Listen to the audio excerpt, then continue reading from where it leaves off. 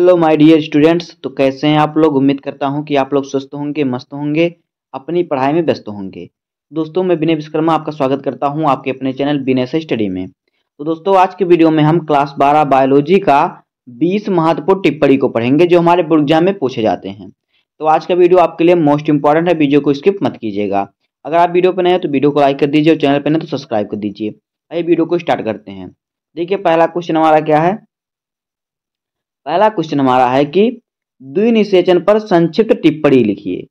तो देखिए, द्विनिषेचन क्या होता है। देखिए, पराग नलिका में उपस्थित दोनों नर केंद्रक नर युग्मक की तरह कार्य करते हैं। जो पराग नलिका होती है उसमें जो दो नर केंद्रक उपस्थित होते हैं वो नर युग्मक की तरह क्या करते हैं, कार्य करते हैं। और भ्रूण कोश में पहुंचने के बाद इनमें एक नर युग्मक वास्तविक मादा युग्मक यानी अंडकोशिका के अंदर प्रवेश करके केंद्रक के साथ संलयित हो जाता है। ये क्या करता है, नर युग्मक का जो वास्तविक मादा युग्मक अंडकोशिका होता है उसके अंदर प्रवेश कर जाता है और संलयित हो जाता है। तथा दूसरा नर युग्मक जो होता है दो ध्रुवीय केंद्रकों द्वारा बने द्वितीय केंद्रक की ओर पहुंचकर उसे निषेचित करता है। इस क्रिया को त्रिसंलयन कहते हैं। आगे देखिए, यहां पर क्या होता है, यहां पर एक ही भ्रूणकोश में दो संलयन होता है और इस प्रक्रिया को द्विनिषेचन या दोहरा निषेचन कहते हैं। यह हो जाएगा द्विनिषेचन पर टिप्पणी। अब देखिए दूसरा क्या है। दूसरा है असंग जनन से क्या तात्पर्य है। असंग जनन क्या है, इसका क्या महत्व है। तो देखिए, यहाँ पे हमें असंग जनन पर टिप्पणी लिखना है। तो देखिए, कुछ पौधे ऐसे होते हैं जिनमें बिना अर्धसूत्री विभाजन के ही नए पौधे का निर्माण होता है। वे पौधे अर्धसूत्री विभाजन की अनुपस्थिति में नए पौधे के निर्माण की इस प्रक्रिया को असंग जनन कहते हैं। यानी कि ऐसा पौधा जिनमें अर्धसूत्री विभाजन के बिना ही क्या हो, नया पौधा उत्पन्न हो जाए, इस क्रिया को कहते हैं असंग जनन। असंग जनन मुख्य रूप से दो प्रकार का होता है। नंबर एक होता है कायिक जनन और दूसरा होता है अनिषेक बीजता। तो देखिए, कायिक जनन क्या होता है। देखिए, इस प्रकार के प्रजनन में बीज नहीं बनता, किसी कलिका से नए पौधे का जन्म होता है, जैसे कि आलू, गन्ना, हल्दी आदि। यानी इसमें क्या होता है, बीज नहीं बनता, पौधे की कलिका से यानी पौधे की डंठी से आई, पौधे के तने से ही पौधे का निर्माण होता है। जैसे कि आलू लीजिए, आलू को काट कर उसको बोते हैं तो आलू जमता है, आलू में बीज नहीं बनता। गन्ना होता है, गन्ने को काट कर इसको बोते हैं तभी बनता है। हल्दी इसी प्रकार से हल्दी की गांठ को बोते हैं और हल्दी का पौधा निकलता है। तो ये होते हैं कायिक जनन। देखिए क्या है, दूसरा है अनिषेक बीजता। तो देखिए, इस प्रकार का प्रजनन बीज द्वारा होता है, लेकिन बीज के बनने में संयुग्मक एवं अर्धसूत्री विभाजन नहीं होता। जैसे कि मक्का और धतूरा, इसमें क्या होता है, अनिषेक बीजता में इसमें क्या होता है, इस प्रकार का जो प्रजनन होता है बीज के द्वारा होता है, लेकिन बीज बनने में क्या होता है, संयुग्मजी एवं अर्धसूत्री विभाजन नहीं होता बीज बनने में। तो ये होता है अनिषेक बीजता, जैसे कि धतूरा और मक्का होता है। अब देखिए तीसरा क्या है। तीसरा है बहुभ्रूणता पर टिप्पणी लिखिए। तो देखिए, बहुभ्रूणता पर टिप्पणी लिखेंगे हम। देखिए उत्तर हमारा क्या हो जाएगा। देखिए, प्रायः एक बीजांड या बीज में एक ही भ्रूण होता है। एक बीजांड और एक बीज में क्या होता है, एक ही भ्रूण होता है। लेकिन जब एक बीजांड या बीज में एक से अधिक भ्रूण उत्पन्न होते हैं तो इसे बहुभ्रूणता कहते हैं। देखिए, सामान्यतया मतलब आमतौर पर एक बीजांड में या एक बीज में एक ही भ्रूण होता है, नहीं एक ही पौधे का जन्म होता है एक बीज या एक बीजांड से। लेकिन जब एक ही बीज में एक या एक से अधिक पौधे निकल जाएं, भ्रूण निकल जाए, जैसे कि एक ही बीज में दो तीन पौधे निकल जाएं, तो ये होता है बहुभ्रूणता। अब देखिए, अनावृत्त बीजी पौधों में यह घटना अधिक होती है, लेकिन आवृत्त बीजी पौधों में यह काफी कम पाई जाती है। बहुभ्रूणता की खोज एंटोनी वान ल्यूवेनहॉक ने संतरे में की थी। किसमें, संतरे में। किसने किया था, एंटोनी वान ल्यूवेनहॉक ने। अब देखिए चौथा क्वेश्चन क्या है हमारा, आवर्त चक्र पर संक्षिप्त टिप्पणी लिखिए। तो देखिए, मादाओं यानी महिलाओं में अंडाणु का निर्माण प्रत्येक 28 दिन के बाद होता है। इस चक्र को आवर्त चक्र या फिर मासिक चक्र कहते हैं। प्रत्येक स्त्री में यह लगभग 12 से 13 वर्ष में प्रारंभ हो जाता है तथा 45 से 55 वर्ष की आयु में खत्म होता है। आवर्त चक्र का नियमन करने वाले दो प्रमुख हार्मोन्स होते हैं, एक होता है LH हार्मोन्स और दूसरा होता है FSH हार्मोन्स। जो आवर्त चक्र होता है महिलाओं में क्या होता है, जो अंडाणु का निर्माण होता है 28 दिन तक होता है। 28 दिन के बाद अंडाणु क्या होता है, अंडाणु बाहर निकल जाता है फूटकर, यही मासिक चक्र होता है।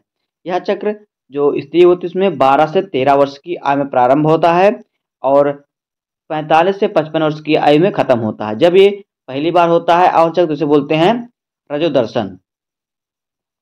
अब देखिए पांचवा क्वेश्चन हमारा क्या है।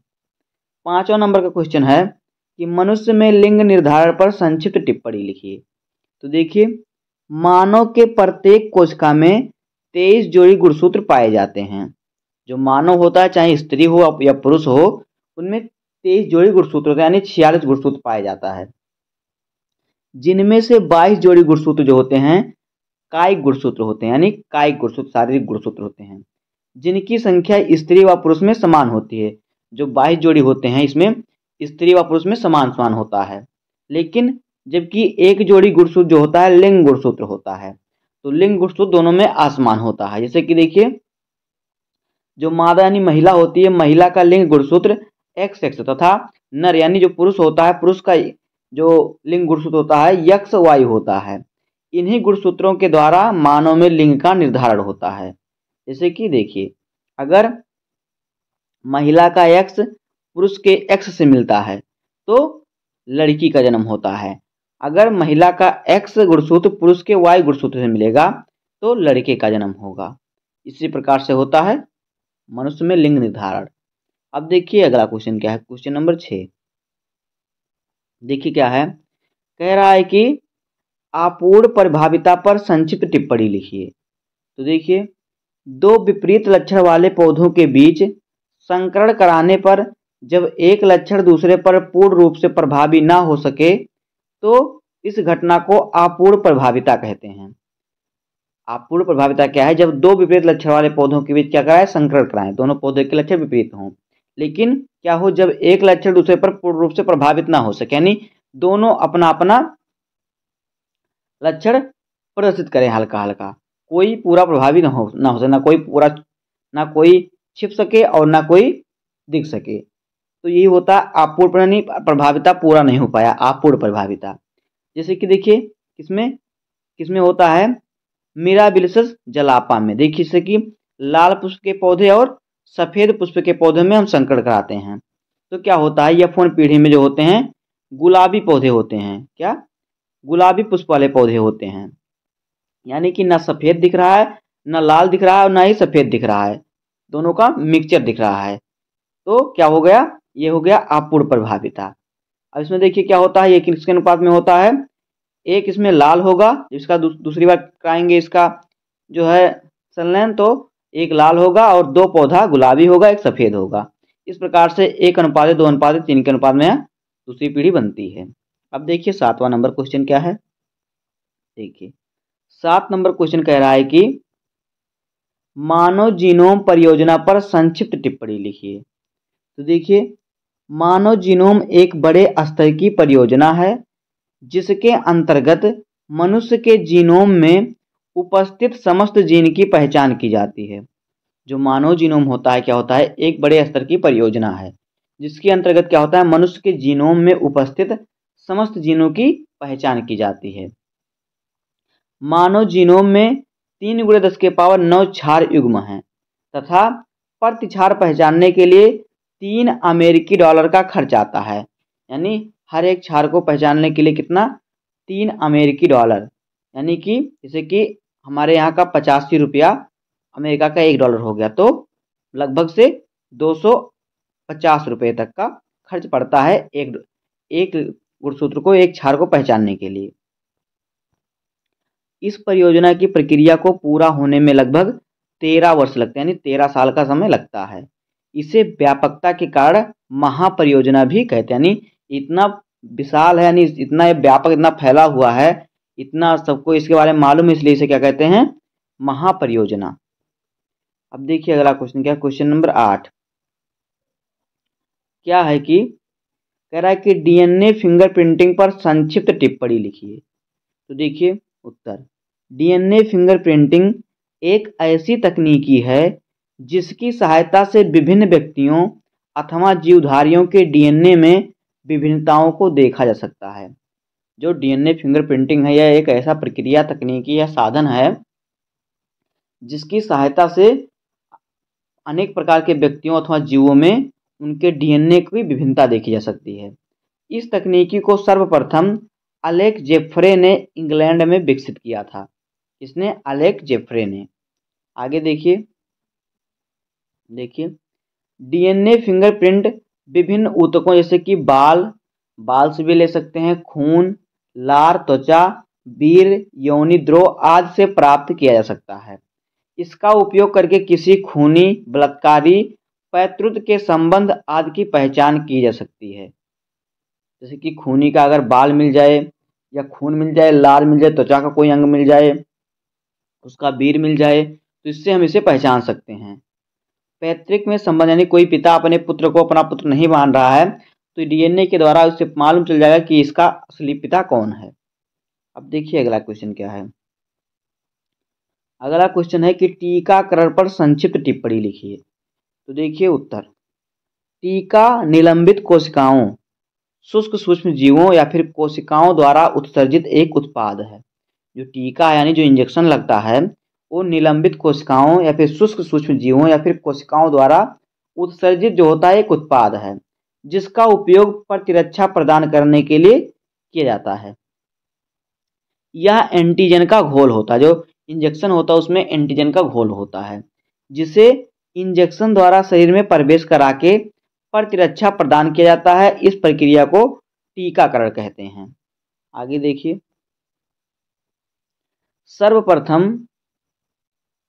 सर्वप्रथम एडवर्ड जेनर नामक वैज्ञानिक ने चेचक के टीके की खोज की, जिसे बड़ी माता कहते हैं। चेचक के टीके की खोज की, इसलिए इन्हें प्रतिरक्षा विज्ञान का जनक भी कहा जाता है। किसे? एडवर्ड जेनर को। अब देखिए अगला क्वेश्चन क्या है, क्वेश्चन नंबर 10। देखिए क्या है, कह रहा है कि स्टेम कोशिकाओं पर संक्षिप्त टिप्पणी लिखिए। तो देखिए, स्टेम कोशिकाएं या मूल कोशिकाएं ऐसी कोशिकाएं होती हैं जिनमें शरीर की किसी भी अंग को कोशिका के रूप में विकसित करने की क्षमता होती है। स्टेम कोशिकाएं क्या होती है? स्टेम कोशिकाएं या फिर मूल कोशिकाएं ऐसी कोशिका होती हैं जिनमें शरीर के किसी भी अंग को कोशिका के रूप में विकसित करने की क्षमता होती है। इसके साथ ही ये अन्य किसी भी प्रकार की कोशिकाओं में बदल सकती हैं। कौन सी? जो स्टेम कोशिकाएं होती हैं। इन कोशिकाओं को शरीर की किसी भी प्रकार की कोशिका की मरम्मत के लिए प्रयोग किया जा सकता है। इनके द्वारा हृदय रोग, बहरापन, रक्त कैंसर, त्वचा निरोपण आदि का उपचार किया जाता है। किससे? स्टेम कोशिकाओं से। अब देखिए अगला क्वेश्चन क्या है, क्वेश्चन नंबर 11। कह रहा है कि अमीबीय पेचिश पर संक्षिप्त टिप्पणी लिखिए। तो उत्तर देखिए, अमीबीय पेचिश एंट अमीबा हिस्टोलिटिका नामक प्रोटोजोआ के द्वारा होता है। जो पेचिश होता है, अमीबीय पेचिश किसके द्वारा होता है? एंट अमीबा हिस्टोलिका नामक जो प्रोटोजोआ होता है उसी के कारण होता है। यह आंत में विकर स्रावित करके घाव पैदा कर देता है। जो हमारा आंत होता है उसमें रोक करके क्या करता है? घाव कर देता है। इन घावों से रक्त, म्यूकस आदि मल के साथ पेचिश के रूप में बाहर आते हैं। इससे क्या होता है? घाव से जो म्यूकस यानी जो मवाद निकलता है और रक्त जो खून होता है वो मल के साथ जब मल त्यागते हैं तो बाहर निकलता है पेचिश के रूप में। यह रोग संक्रमित भोजन एवं जल के द्वारा दूसरे व्यक्ति में पहुंचता है। इसका सबसे बड़ा कारण है घरेलू मक्खियां। यह ज्यादा घरेलू मक्खियों से होता है। आगे देखिए, इस रोग के होने पर पेट में दर्द, सिर में दर्द, वमन की इच्छा होती है यानी उल्टी की इच्छा होती है। रोगी के आंखों के पास काले घेरे बन जाते हैं तथा शरीर कमजोर हो जाता है।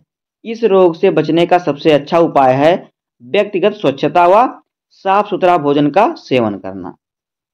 अमीबिय पेचिश से बचने का रास्ता है ये। अब देखिए अगला क्वेश्चन है, क्वेश्चन नंबर 12।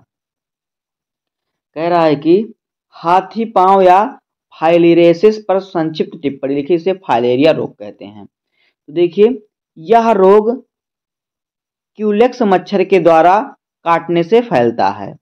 यह रोग ऐसे क्षेत्रों में अधिक होता है जहां मच्छर अधिक होते हैं या फिर दूषित जल का प्रयोग अधिक होता है। जो हाथी पांव रोग यानी जो फाइलेरिया रोग है, यह क्यूलेक्स मच्छर के काटने से फैलता है और यह रोग ऐसे क्षेत्र में अधिक होता है, ऐसे जगहों पर अधिक होता है जहां पे मच्छर अधिक होते हैं या फिर दूषित गंदा जल अधिक होता है। जब गंदा जल अधिक रहेगा तो वहां पे मच्छर इकट्ठा होंगे, तो मच्छर काटेंगे जिससे रोग फैलेगा। अब आगे देखिए, यह रोग बुचुरेरिया बैंक्रॉफ्टी नामक परजीवी से होता है जो लसिका वाहिनियों में रहता है। इस रोग में लिम्फ वाहिनियों की एंडोथीलियम कोशिकाएं विभाजित होकर दीवारों को मोटा कर देती हैं, जिससे यह यकृत, प्लीहा, अंड कोशिका, टांगों आदि का आकार क्या होता है, बढ़ जाता है। जिससे टांगों का आकार, यकृत का आकार और अंड कोशिका का आकार क्या होता है, बढ़ जाता है। कैसे बढ़ता है? जो लिम्फ वाहिनियां होती हैं क्या करती हैं, एंडोथीलियम कोशिकाएं विभाजित हो जाती हैं और विभाजित होकर क्या करती हैं, अलग अलग होकर मोटी मोटी दीवार बना लेती हैं। जिससे क्या होता है, पैर फूल जाता है, यकृत, अंड कोशिका सब फूल जाता है, टांगे वांगे फूल आती हैं, बड़े आकार की हो जाती हैं, जिसे फाइलेरिया होता है। आगे देखिए, इस अवस्था को हाथी पांव कहते हैं। इस रोग से बचने के लिए मच्छर व अनेक लार्वा को नष्ट कर देना चाहिए। मच्छर के काटने से बचना चाहिए। अब देखिए अगला क्वेश्चन क्या है, 13 नंबर क्वेश्चन। देखिए क्या कह रहा है, कह रहा है कि बीटी फसल पर संक्षिप्त टिप्पणी लिखिए। तो देखिए बीटी फसल क्या है, यहाँ पे देखिए आधुनिक समाज में फसलों में विभिन्न प्रकार के रसायनों, कीटनाशकों तथा पीड़कनाशियों का अत्यधिक प्रयोग हो रहा है। यानी आज के समाज में जो फसल हैं, खेती लोग करते हैं, उसमें विभिन्न प्रकार के रासायनिक खाद, कीटनाशक दवाइयाँ, पीड़कनाशक दवाइयों का प्रयोग करते हैं। ये रसायन मनुष्यों तथा जीव जंतुओं के लिए अत्यंत विषैले व हानिकारक होते हैं तथा पर्यावरण प्रदूषण को भी क्या करते हैं, इससे पर्यावरण प्रदूषण भी होता है। इस समस्या को दूर करने के लिए जीनी अभियांत्रिकी द्वारा बैसिलस थुरिंजिएसिस नामक जीवाणु का प्रयोग किया जाता है।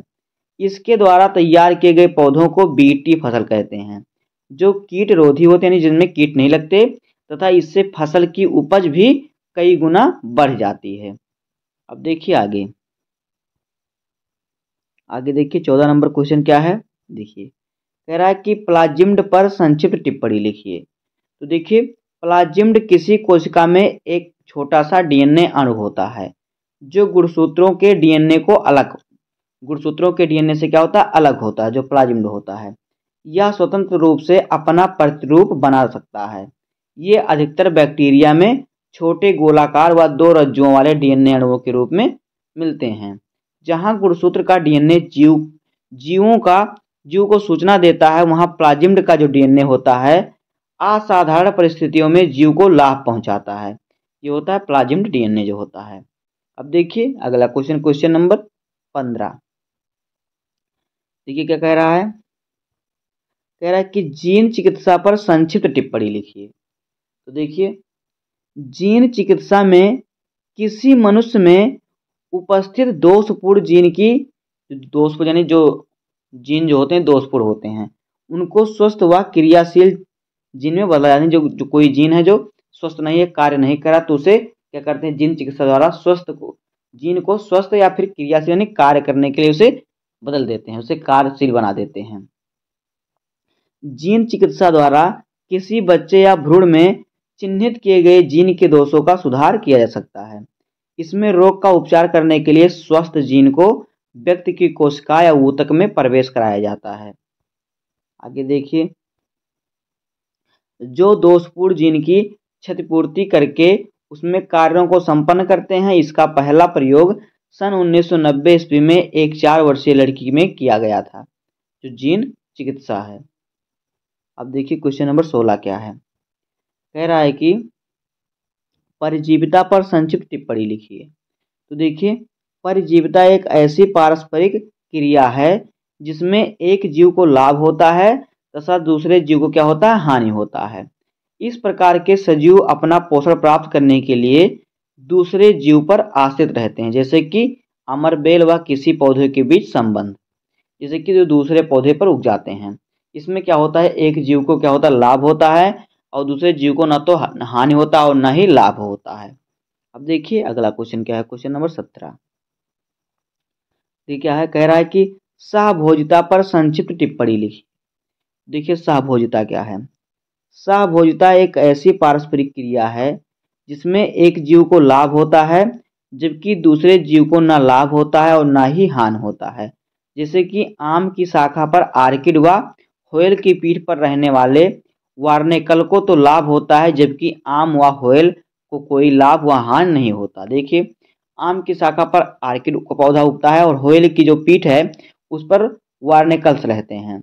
तो आम की शाखा पर आर्किड है तो उसे लाभ हो रहा है क्योंकि आम के बीच में वो उसमें जमा हुआ तो उसे तो लाभ हो रहा है, आम के पौधे पर लगा है, लेकिन आम के पौधे को न तो हानि हो रहा न ही लाभ हो रहा है। इसी प्रकार से होयल के पेड़ पर जो वार्नेकल बैठते हैं उनको क्या होता है, ये क्या करते हैं, जो होयल होता है उसके पीठ पर बैठे रहते हैं और क्या होता है, ये वहाँ से जो होते हैं गंदगी को खाते हैं। तो क्या जो होयल जब खाती है तो उसे उसके जो दांतों में सब लग जाता है उसे क्या करते हैं, खाते हैं। उसके पीठ में जो बाहर के कीटाणु बढ़ते हैं उन्हें क्या करते हैं, खाते हैं। तो इससे तो क्या होता है, इससे जो होते हैं वो आर्किड होते हैं उन्हें तो लाभ होता है लेकिन होयल को ना तो लाभ होता है और ना ही हानि होता है। अब देखिए अगला क्वेश्चन क्या है, क्वेश्चन नंबर 18।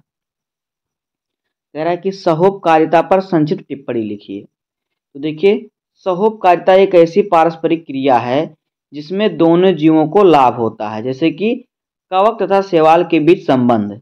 इसमें क्या होता है, कवक पोषण तत्वों व जल का अवशोषण करता था, जो शैवाल होता है वो भोजन का निर्माण करता है, यानी दोनों दूसरे के लिए सहायता करते ही होता है सहोपकारिता।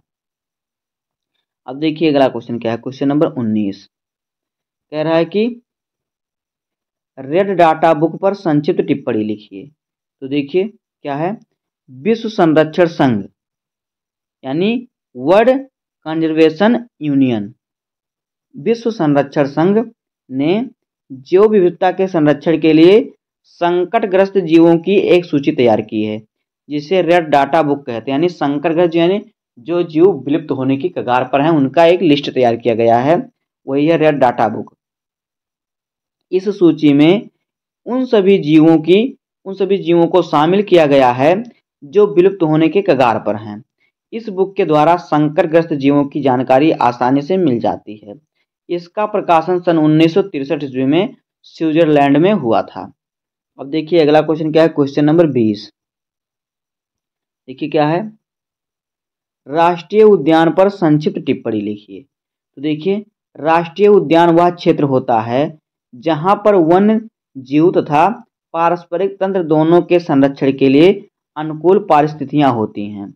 इन क्षेत्रों में मानवीय हस्तक्षेप जैसे कि लकड़ी काटना, शिकार करना आदि पर रोक लगा होता है। भारत का प्रथम राष्ट्रीय उद्यान है हैली, जिसका नाम वर्तमान में जिम कॉर्बेट उद्यान है। यह उत्तराखंड में स्थित है। तो राष्ट्रीय उद्यान क्या होता है, राष्ट्रीय उद्यान ऐसा क्षेत्र होता है जहाँ पे क्या होता है, वन्य जीव तथा पारिस्थितिक जो तंत्र होता है दोनों के संरक्षण के लिए, पारिस्थितिक यानी जो पेड़ पौधे होते हैं दोनों के संरक्षण के लिए क्या होता है, वहाँ पर अनुकूल यानी वहाँ का वातावरण उनके लिए अनुकूल बनाया जाता है। वहाँ पर न किसी को शिकार करने दिया जाता है, न किसी को लकड़ी काटने दिया जाता है, इस पर रोक होता है। दोस्तों इस प्रकार से होता है राष्ट्रीय उद्यान पर टिप्पणी, इस प्रकार से आपको लिखना है। तो बस आज की वीडियो में इतना ही। उम्मीद है कि आपको वीडियो पसंद आया होगा। अगर आपको वीडियो पसंद आया तो वीडियो को लाइक कर दीजिएगा और चैनल पर नए हैं तो सब्सक्राइब कर दीजिए, बेल आइकन प्रेस कर दीजिए, जिससे कि बोर्ड एग्जाम के हर इंपॉर्टेंट टॉपिक का वीडियो आपको इस चैनल पर मिलता रहेगा। तो मिलते हैं किसी नेक्स्ट वीडियो में, तब तक के लिए धन्यवाद, जय हिंद।